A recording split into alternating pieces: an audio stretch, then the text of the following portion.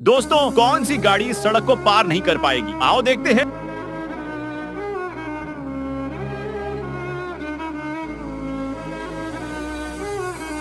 मुझे लगता है यही गाड़ी सड़क को पार नहीं कर पाएगी, लेकिन उसे देखने से पहले बेटा, मुझे देखकर इग्नोर मत करना। इस बार जो भी एग्जाम में पास होना चाहता है मैं पास कर दूंगी, मगर मेरा भी एक काम करना होगा।